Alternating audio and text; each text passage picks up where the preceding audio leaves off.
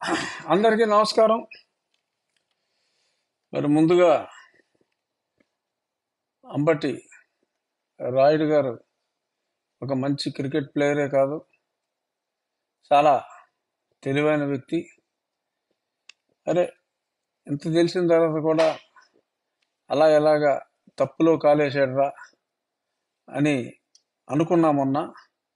కానీ ఇంకా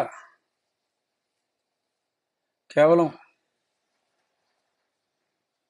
నిశ్చితార్థం ఆర్ మ్యారేజ్ అని మనం అనుకుంటే, మరి కాళ్ళ పారాన్ని ఆరకముందే, ఫార్చునేట్గా మరి శోభన కార్యక్రమాలు ఏమి జరగకముందే మరి ఆయన ఆ వివాహ బంధం నుంచి బయటపడటం నిజంగా చాలా అదృష్టం. ఈ విషయంలో అంబటి రాయుడు గారిని నేను మనస్ఫూర్తిగా అభినందిస్తున్నా. డెఫినెట్గా మరి తెలుగుదేశం టీం వారిని అభినందించినట్టుగా సోషల్ మీడియాలో చూసా. టీడీపీ అఫీషియల్ పోస్టింగ్లో వీరు తీసుకున్న ఈ టైమ్లీ నిర్ణయాన్ని వారు కూడా అభినందించడం చూసా. మేబీ రాబోయే రోజుల్లో, మేబీ 10 రోజుల్లో తెలుగుదేశంలో కానీ జనసేనలో కానీ మరి ఆయన జాయిన్ అవుతారేమో అనే ఆశాభావంతో చాలామంది ఆయన అభిమానులు, క్రికెట్ క్రీడాభిమానులు ఉన్నారు. చూద్దాం, మరి 10 రోజుల్లో అంబటి రాయుడు తను ఏ నిర్ణయం తీసుకుంటాడు. బట్ ఇవాళ తీసుకున్న నిర్ణయం మటుకు టాపు. అందరికీ, నాకు 6 నెలలు పట్టింది ఈ అసలు రంగు తెలియటానికి. అంటే గతంలో తెలిసినప్పటికీ మళ్ళీ రంగులు మారాయేమో అనుకున్నాను, కానీ ఎలుక తోలు తెచ్చి ఏడాది ఉదికిన నలుపు నలుపు గాని తెలుపు కాదు అని మళ్ళీ తెలుసుకుంటానికి నాకు 6 నెలలు పట్టింది. మిగిలిన వాళ్ళకి 4.5 సంవత్సరాలు పట్టింది. ఇప్పుడు చాలామంది వచ్చేస్తున్నారు. కానీ ఒక అంబటి రాయుడికే 5 రోజుల 6 రోజుల అంతే, 5-6 రోజుల్లోనే మరి ఇది ఆ మహనీయుని వ్యక్తిత్వం, ముఖ్యమంత్రి గారి ఆ దాన గుణాన్ని కానీ, మరి ప్రజల్ని ప్రేమించే విధానం కానీ, మరి అవన్నీ కూడా 6 రోజుల్లోనే మరి ఈయన అద్భుతంగా కనుగొని మరి రావటం గ్రేట్. ఏదో కొంతమంది కామెంట్ చేయొచ్చు, ఏంటి ఎంతో పెద్ద బ్యాటింగ్ చేస్తాడు, 200 రన్లు కొడతాడు అనుకుంటే అసలు బ్యాటింగ్కే రాకుండానే మరి బ్యాట్ ఇరిగిపోయిందా అని ఈ రకంగా ఏదో సెల్ఫ్ వికెట్, ఏమంటారు సెల్ఫ్ వికెట్, అదేదో పేరుంది దానికి, హిట్ వికెట్ అని అన్నారు. లేదు, కరెక్ట్గా మంచి ఫార్మాట్ క్రికెట్లోకి మరి అంతటి ఆటగాడు మరి తెలియక మరి రంజీ ట్రోఫీకో లేకపోతే ఇంకా చిన్న ఆటకో సెలెక్ట్ అయితే, మరి అదే టైంలో జరగబోయే పెద్ద మ్యాచ్కి, ఏ వరల్డ్ కప్ లాంటి దానికో సెలెక్ట్ అయితే ఈ చిన్న మ్యాచ్ని వదిలేసినట్టుగా మరి రాబోయే రోజుల్లో మరి మునిగిపోతున్న ఆ నావ నుంచి తక్షణం అరక్షణం ఆలస్యం చేయకుండా, మరి రాయుడిని మనం చూసాం, క్రికెట్ ఆడతామంటే చాలా ఫాస్ట్గా రన్స్ కొట్టినప్పుడు గట్టి కొట్టేస్తాడు, టప టప టప టప, డెసిషన్ మేకింగ్ ఫాస్ట్. అలాగే తప్పు చేసాంరా బాబు అని చెప్పి లటక్కని తెలుసుకొని మరి ఇమీడియట్గా తను బయటపడిపోయిన విధానం అద్భుతం. మరి ఇదే కాదు, మరి ఒక రాయుడు సరే ఇందాక అనుకున్నట్టు 6 రోజుల్లో వచ్చాడు. ఇప్పుడు ఇంకా చాలామంది ఈరోజు పేపర్ చూస్తే ఒంగోలు జిల్లాలో సరే, బాలినేని గారు అయితే నేను రాజకీయాల్లో ఉన్నంతకాలం ఈ పార్టీలోనే ఉంటా అన్నారు. మరి ఆయనకి తప్పని పరిస్థితి, తప్పు కాదు. కానీ మరి తిట్టమంటే తిట్టలేక, కట్టమంటే కట్టలేక మాగుంట శ్రీనివాసరెడ్డి గారు బయటపడిపోయారంటున్నారు. అలాగే ఆ ప్రియమిత్రుని కుమారుడు, తను కూడా నాకు ప్రియమిత్రుని కుమారుడైన మరి కృష్ణదేవరాయలు కూడా ఇందాకే ఒక స్టేట్మెంట్, నన్ను గుంటూరు వెళ్ళమన్నారు. నాకు గుంటూరు వెళ్ళటం ఇష్టం లేదు. ఎందుకంటే మరి అమరావతి రైతులకి అంత అన్యాయం చేసి గుంటూరులో పోటీ చేయడానికి ఈ మెడకాయ మీద ఈ తలకాయ ఉన్న ఏ తింగరన సన్ను కూడా ఒప్పుకోడు. గుంటూరులో యువజన శ్రామిక రైతు కాంగ్రెస్ పార్టీ తరఫున ఎవడో పోటీ చేయడు. తుక్కుగా ఓడిపోతారు. ఆ ప్రాంతానికి అంత దారుణమైన అన్యాయం చేసిన ఆ పార్టీలో నుంచుంటానికి బుద్ధున్నోడు ఎవడైనా సాహసిస్తాడా? ఏదైనా తెలుగుదేశం తరపున నుంచుంటారు తప్ప మరి ఆ ప్రాంత అభివృద్ధికి బ్రహ్మాండమైన ప్రణాళిక వేసింది తెలుగుదేశం పార్టీ. సో అటువంటిది ఎవరైనా తెలుగుదేశం పార్టీలో ఎవరు పోటీ చేసినా 100% నెగ్గే పరిస్థితి అంత స్పష్టంగా ఉంటే, మరి వైఎస్ఆర్ కాంగ్రెస్ పార్టీ తరఫున పైగా కట్టిమరి కట్టిమరి ఎవడైనా వస్తాడా? బహుశా అంబటి రాయుడుకు కూడా ఈ 5-6 రోజుల్లో ఊరు బాబు ఈ గుంటూరు అంటే తోలు ఊడిపోయేలా ఉందిరా నాయన, ఇంత నెగిటివ్ ఉందా అని చెప్పి బహుశా తను కూడా అర్థం చేసుకుని ఉంటాడు. సో ఇప్పుడు కృష్ణదేవరాయలు అక్కడి నుంచి పోటీ చేయట్లేదు. సో నా ప్రయారిటీస్ నాకు ఉన్నాయని చెప్పి తను చెప్పినట్టుగా చూసాం సోషల్ మీడియాలో. బహుశా అది ఆయన అన్న మాటలైతే డెఫినెట్గా నిజమే కావచ్చు. సో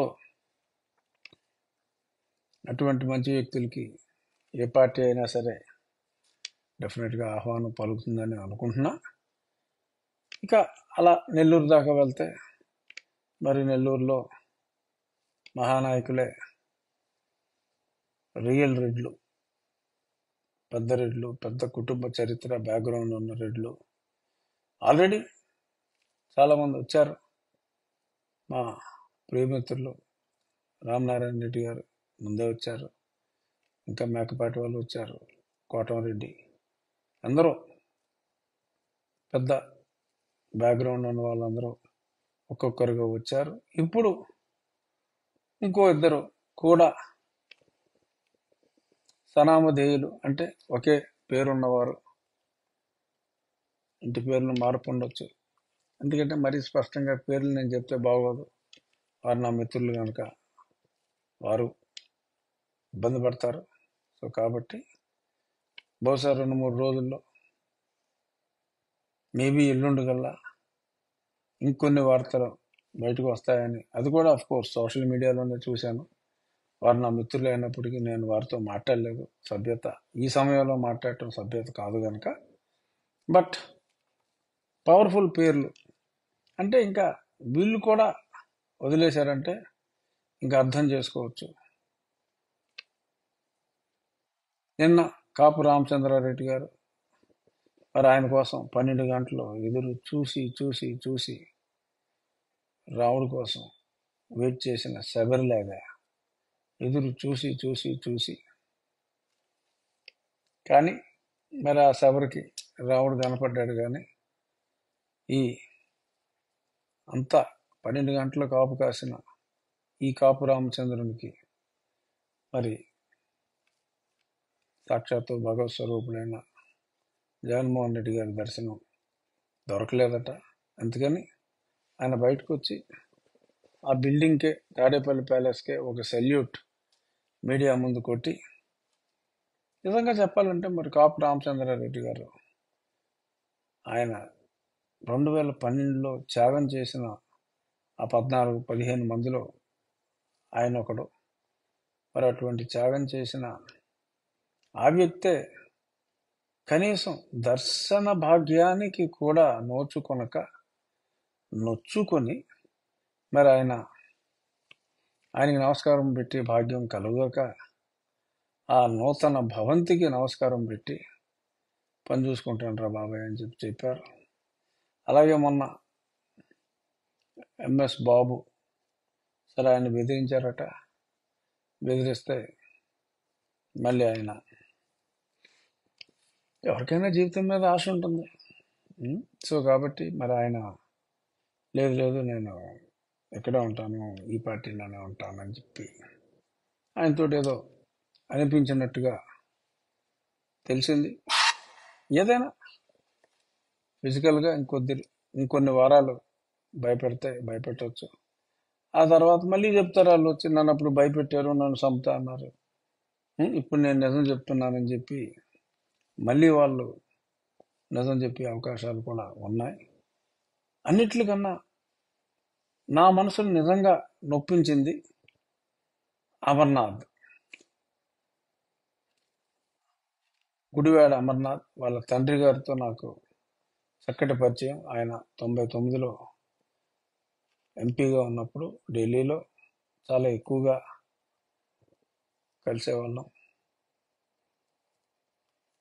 వాళ్ళ అబ్బాయిగా నాకు కాస్త పరిచయం, కాస్త స్నేహితులు.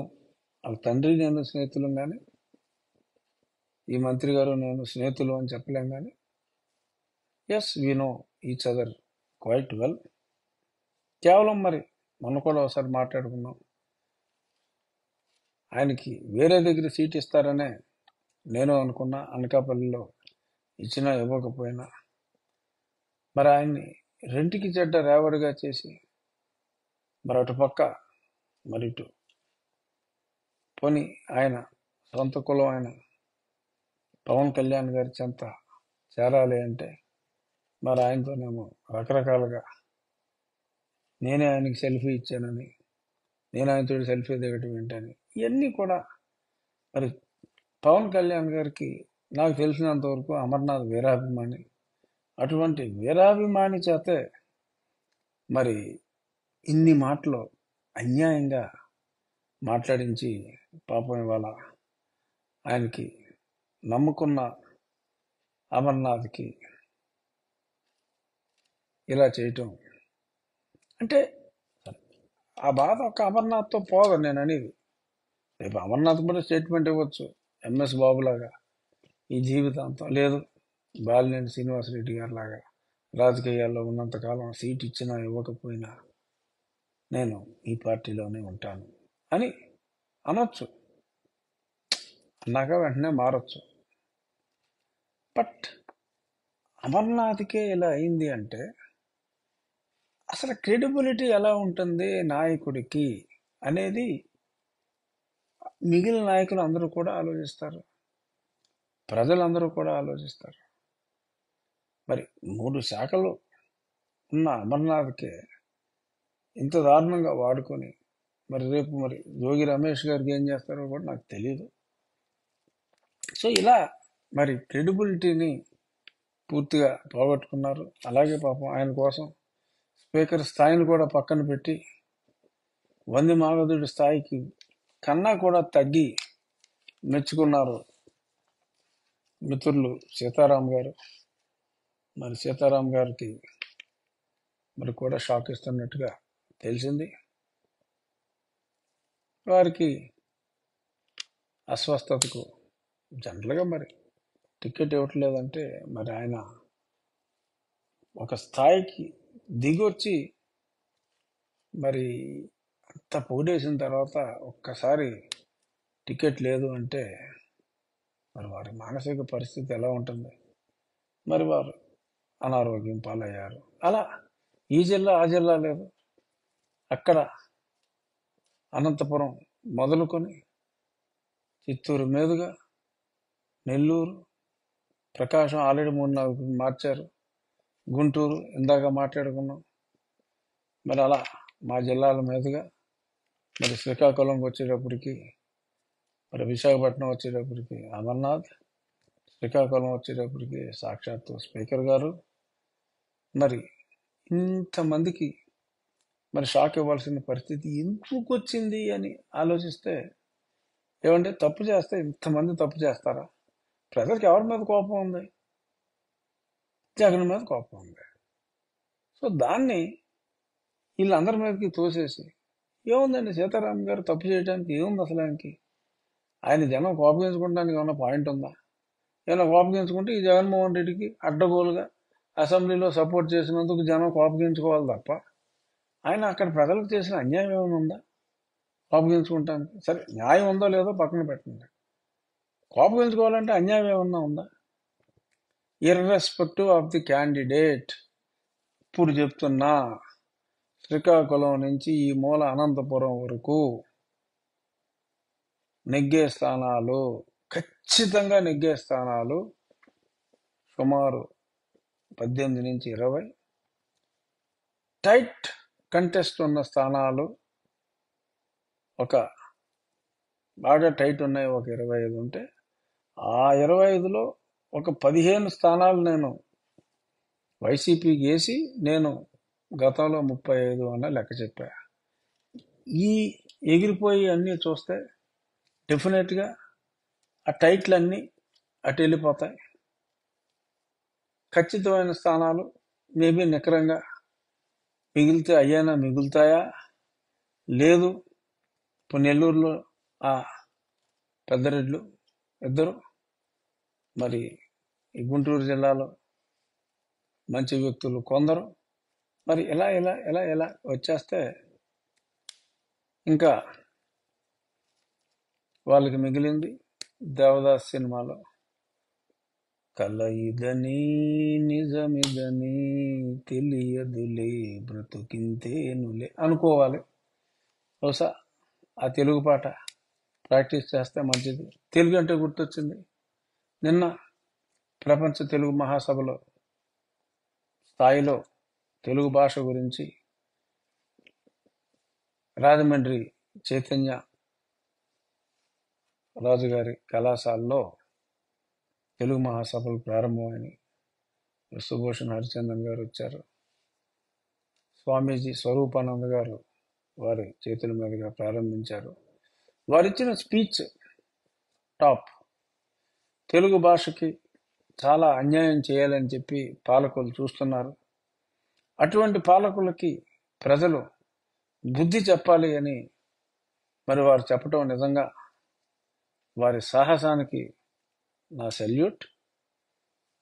తెలుగుకి అన్యాయం చేసింది ఎవరు? 3వ క్లాస్ నుంచి టోఫెల్ పెడతాను, మీరు అమ్మ నాన్న అంటానికి వీల్లేదు, మమ్మీ డాడీయే అని పిలవాలి అని మాట్లాడిస్తున్నది ఎవరు? తల్లిదండ్రుల్ని రెచ్చగొడుతున్నది ఎవరు? నేను ఇంగ్లీష్ చెప్తాను అంటే వీళ్ళందరూ నా మీద నిందలు వేస్తున్నారు అని చెప్పి తల్లిదండ్రుల్ని, పిల్లల్ని, అరే ముందు కనీసం మన భాష, మన మాతృభాష మనం కనీసం నేర్చుకోవాలి, స్పష్టంగా తెలుగు మాటలు పలికే స్థాయిలో మనం ఉండాలి. ప్రపంచ భాషల్లో కూడా ఇటాలియన్ ఆఫ్ ద ఈస్ట్ అనే ఒక అద్భుతమైన పేరున్న భాష మన తెలుగు భాష. అటువంటి తెలుగు భాషని ఈ పాలకులే చంపే ప్రయత్నం చేస్తూ ఉంటే, మరి ఇప్పుడో 2019 నవంబర్లో నేను దీని గురించి మాట్లాడినందుకు, మరి ఆ తెలుగు భాష గురించి మాట్లాడినందుకే మొట్టమొదటిసారిగా తీవ్రమైన విభేదాలు నాకు ప్రస్తుత ముఖ్యమంత్రి జగన్మోహన్ రెడ్డికి వచ్చినాయి. మరి ఆ తెలుగు మహాసభలకి మరి వీళ్ళందరూ రావటం, నెక్స్ట్ 2 రోజుల్లో ఎందరో 3-4 గవర్నర్లు, ఎందరో న్యాయమూర్తులు వీరందరూ వచ్చి ఆ తెలుగు భాష ఔన్నత్యం గురించి, భాషను మనం ఎలా పరిరక్షించుకోవాలి అని మాట్లాడుతున్నారు. మరి ఆ సందర్భంగా మరి మిగిలిన వాళ్ళందరూ కూడా వారి మనసులో మాటని చెప్పి, ఇంగ్లీష్ అవసరం, ఇంగ్లీష్ మీడియం వద్దని ఎవరు అంటలా, తెలుగు ఉంచండి. తెలుగు మీడియంలో కొన్ని క్లాసుల వరకు చదవాలనుకున్న వారిని చదవనివ్వండి. మాతృభాషలో ఆకలింపు చేసుకోవటం చాలా అవసరం ఒక స్టేజ్ వరకు. ఆ తర్వాత మిగిలిన భాషలు కూడా నేర్చుకోవాలి. జగన్మోహన్ రెడ్డి చదివాడు ఇంగ్లీష్ మీడియంలో, నేను ఇంగ్లీష్ మీడియంలోనే చదివాను. మా వాడు దద్ద అంటాడు.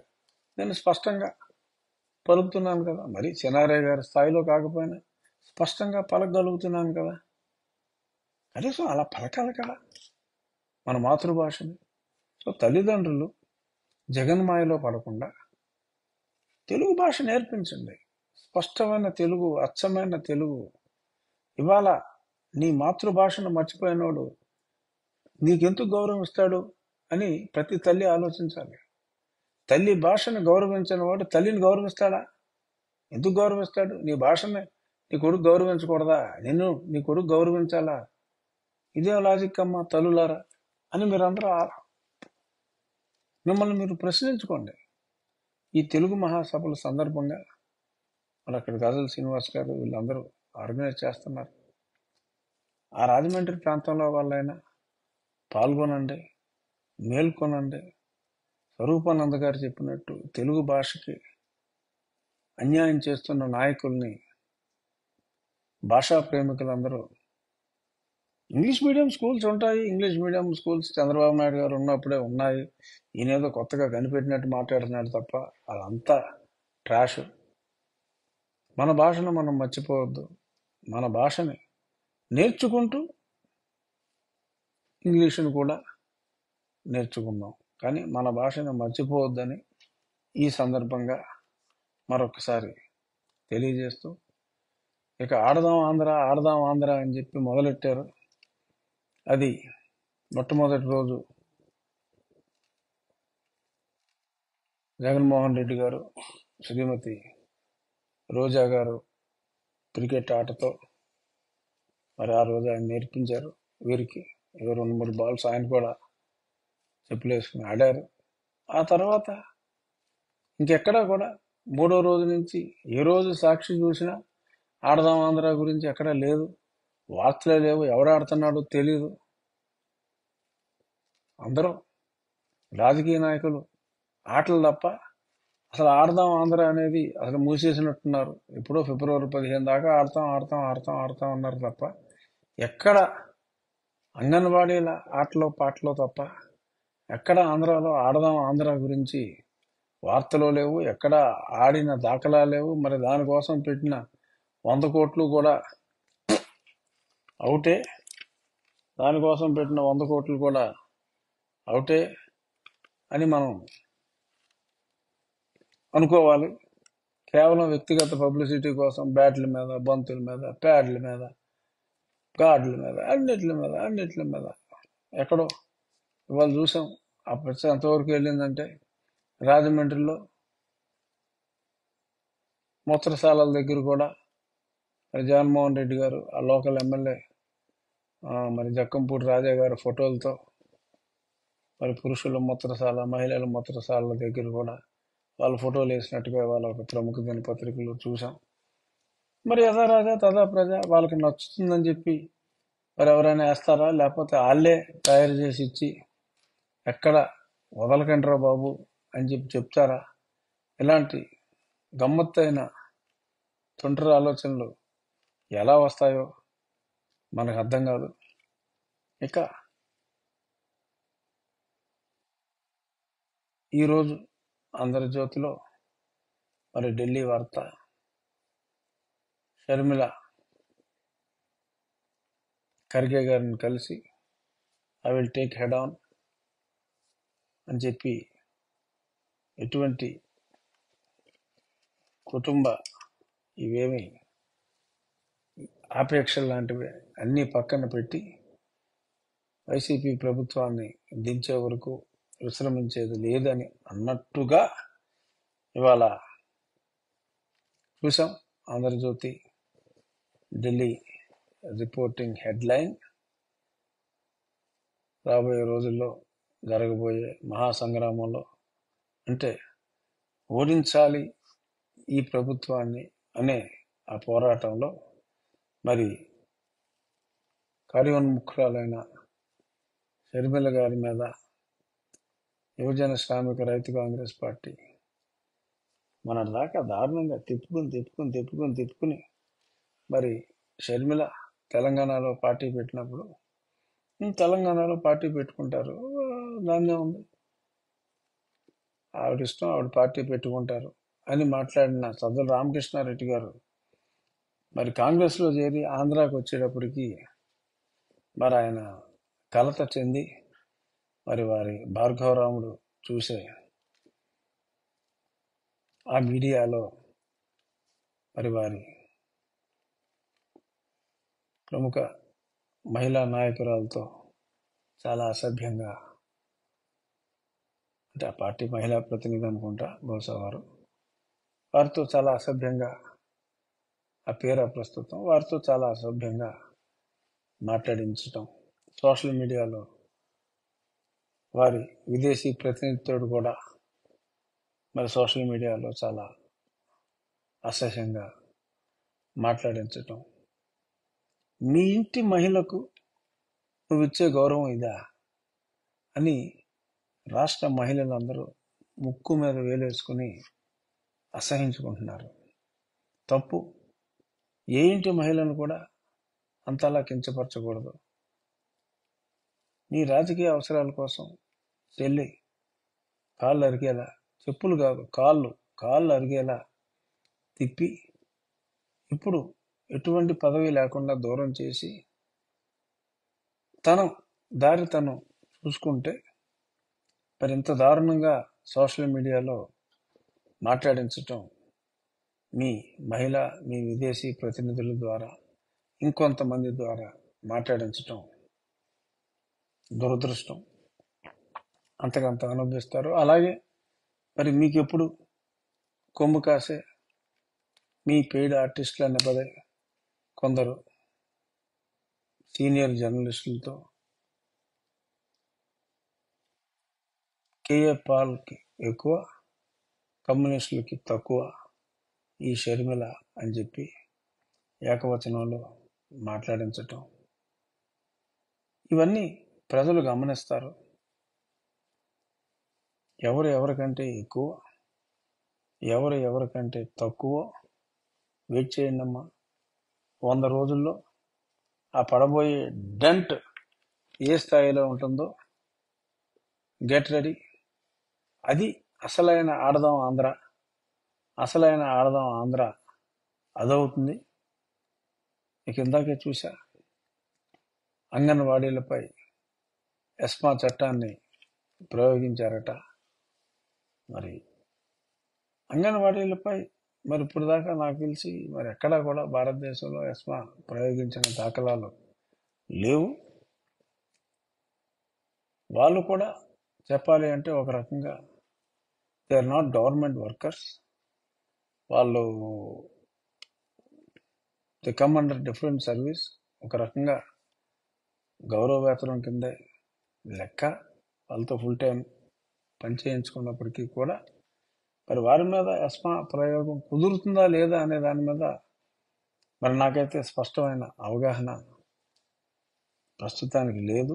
ఇప్పుడే చూశాను నేను దాని గురించి. కానీ చెప్పిన మాట తప్పి ఒకవేళ ముఖ్యమంత్రి వారి కోరిక అసమంజసం అని ఆయన అనుకుంటే వాళ్ళని పిలిచి మాట్లాడాలి. కనీసం వాళ్ళని పిలిచి మాట్లాడకుండా, తెలుసుకునే ప్రయత్నం కూడా చేయకుండా ఇంత నిర్లక్ష్యంగా, నియంతలా, రాచరికంలా ఈ ప్రజాస్వామ్యంలో బిహేవ్ చేయటం అనేది it's not at all in good taste. అసలు సరే, leaving the bad example of Telangana, ఇప్పటి వరకు సెక్రటేరియట్కి నెల 15 రోజులకు ఓన్లీ క్యాబినెట్ మీటింగ్ ఉన్నప్పుడు తప్ప ఏనాడు కూడా సెక్రటేరియట్కి రాని ముఖ్యమంత్రిని మనం ఎప్పుడు చూడాల. దరిద్రం కూడా. అంటే ప్రజలు ఇవన్నీ అబ్జర్వ్ చేస్తారు. నువ్వు సెక్రటేరియట్కి వెళ్ళవా? నీ ఇంట్లోనే కూర్చుంటావా? అప్పుడప్పుడు ఊరికి హెలికాప్టర్లు వేసుకుని తిరగటం తప్ప, ఆ బటన్ నొక్కానని చెప్పి బలవంతంగా జనాలను వేసుకొచ్చి ఆ మీటింగులు తప్ప, ఎమ్మెల్యేలను కలవా? ప్రజలను కలవా? ఇదిగో మొదలు పెడుతున్నాను రచ్చబండ, అదిగో మొదలు పెడుతున్నానని చెప్పి 4.5 ఏళ్ళు గడిపేసేవు కదా. ఇంట్లో కూర్చుని ఆఫీస్కి వెళ్లకుండా ఇంత నిర్లక్ష్యంగా ఉంటే జస్ట్ తమరు ₹1 జీతం తీసుకున్నారని ప్రజలు మన్నిస్తారా? ఎందుకు సేవకుడుగా ప్రజలు ఎన్నుకున్నారు? సేవ చేస్తారని. మీరు ఆఫీస్కి వెళ్ళలేదని చెప్పి మీ సెక్రటరీలు వెళ్ళలేదు, ఈమె సెక్రటరీలు రాలేదు, అక్కడికి వెళ్ళి మనం ఏం చేస్తాం రా బాబు అని చెప్పి మంత్రులు వెళ్ళలేదు. కొందరు మంత్రులు, పిచ్చి మంత్రులు, విశాఖపట్నం ఎలాగో వచ్చేస్తున్నారు కదా అని కొన్ని కబ్జా చేసిన స్థలాల్లో కొంపలు కూడా కట్టేసుకుంటాను రెడీ అయిపోయారట. మీరు వెళ్ళేది లేదు, ఏం లేదు. కోర్టుల్లో మనం క్లియర్గా చూస్తున్నాం కదా. ఇక కోర్టులు అంటే గుర్తొచ్చింది, కోర్టులో కూడా ఎదురు దెబ్బలు తగులుతున్నాయి. మరొక 6 నెలల ఆలస్యంగా ఈడీ వాళ్ళు అప్పీల్కి వెళ్ళారు వారి ఫిక్స్డ్ డిపాజిట్ల మీద. మరి దాని మీద వ్యతిరేకంగా తీర్పు వచ్చింది. కనీసం ఆ ఫిక్స్డ్ డిపాజిట్ల మీద వడ్డీ అన్నా మాకు ఇచ్చామంటే అర్జెంటుగా, ఎమర్జెన్సీగా. అసలు పిటిషన్ అసలు ఫిక్స్డ్ డిపాజిట్ల గురించే మేము తిరిగి కన్సిడర్ చేయాలి అని హైకోర్టుకి ఆర్డర్ ఇస్తే మళ్ళీ వడ్డీ ఇవ్వమంటారేంట్రా బాబు మీరని కూడా మరి కామెంట్లు చేసినట్టుగా చూసాం. అన్ని పేపర్లో వచ్చింది, ఒక సాక్షిలో తప్ప ఈ విషయం. మరి ఇదే సందర్భంగా ఆ మధ్యన సాక్షిలో రఘురామకృష్ణరాజుకి ఒక 40 కోట్లు ఏదో క్లియరెన్స్ సరైన సమయంలో తీసుకోలేదు కాబట్టి 40 కోట్లు పెనాల్టీ అని చెప్పి వస్తే హైకోర్టుకి వెళ్తే మరి స్టే ఇవ్వటానికి నిరాకరించారు అని సాక్షిలో రాసిన తర్వాత మరి భార్గవ్ అండ్ కంపెనీ దాన్ని 400 కోట్లకి పెంచారు సోషల్ మీడియాలో. సరే, 3 రోజుల క్రితం మరి దాని మీద ఒక డీటెయిల్డ్ ఆర్డర్తో స్టే ఇవ్వటం జరిగింది. చాలా డీటెయిల్డ్ ఆర్డర్. 3 రోజుల నుంచి సాక్షి చూస్తున్నా, డమ్మి రాస్తాడా రాయడా అని. రాయలా అంటే ఆ రోజు ఫస్ట్ డే స్టే అడిగితే అడ్మిట్ చేసుకుని నోటీసులు ఇచ్చి అప్పుడేమో రిజెక్ట్ చేయలే ఆ రోజు కూడా. కానీ 35 అక్షరాలతోటి ముందు పేజీలో రాసేసి ఇప్పుడు స్టే వచ్చిన తర్వాత రాయబెట్టరు నువ్వు రాసుకెళ్ళి. సరే, మీ దాని గురించి రాసుకోవాలా, నాది మటుకు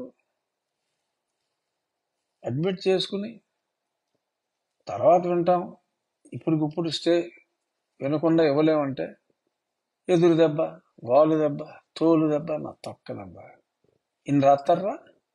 సరే, అలాగే నిన్న రా కదలి రా.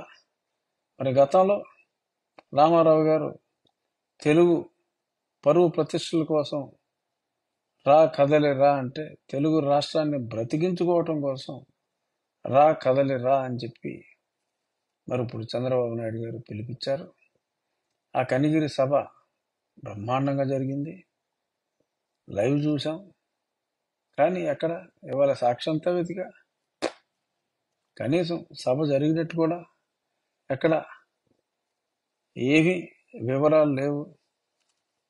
అరచేతితో సూర్యకాంతిని ఆపలేరు. సాక్షిలో రాయనంత మాత్రాన ఆ మీటింగ్ ఏ స్థాయిలో విజయవంతమైందో అందరికీ తెలిసిందే.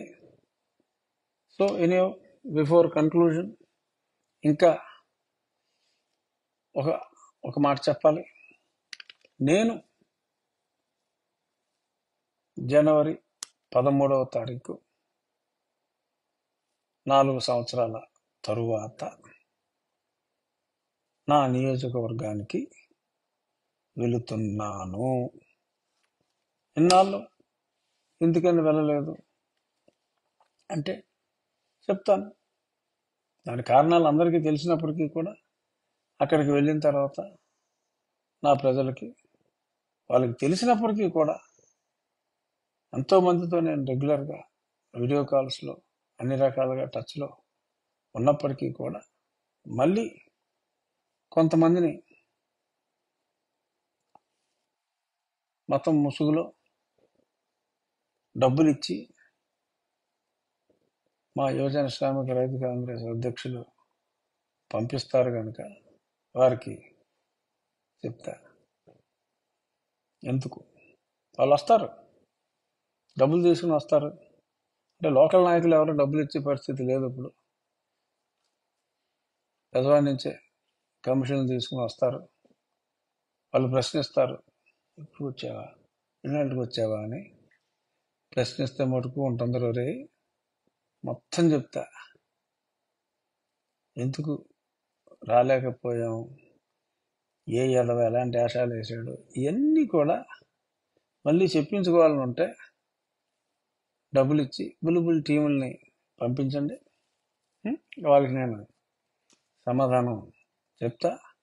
జనవరి 13 భోగి రోజుకి ఒకరోజు ముందు మళ్ళీ నేను తిరిగి నా నియోజకవర్గానికి వెళ్ళి కామ్గా నా ఎలక్షన్ వర్క్ నేను స్టార్ట్ చేసుకుంటా.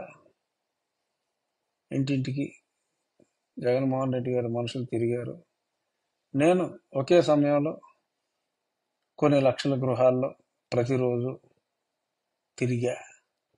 సో అంచేత అయ్యా పోలీసులు, మీ పని మీరు చూసుకోండి. రాబోయే రోజుల్లో పోబోయే ప్రభుత్వంలో కొంతమంది చెత్త కేసులు, పిచ్చి పిచ్చి పనులు చేయమంటే సంయమనం పాటించుకుంటే మీకు మంచిది. సంచేత మీ పని మీరు చూసుకోండి, మీ పార్టీ గొడవలు మీరు చూసుకోండి. నా భవిష్యత్ ఎలక్షన్, నా గొడవలు నేను చూసుకుంటా. Thank you. Will meet on Monday.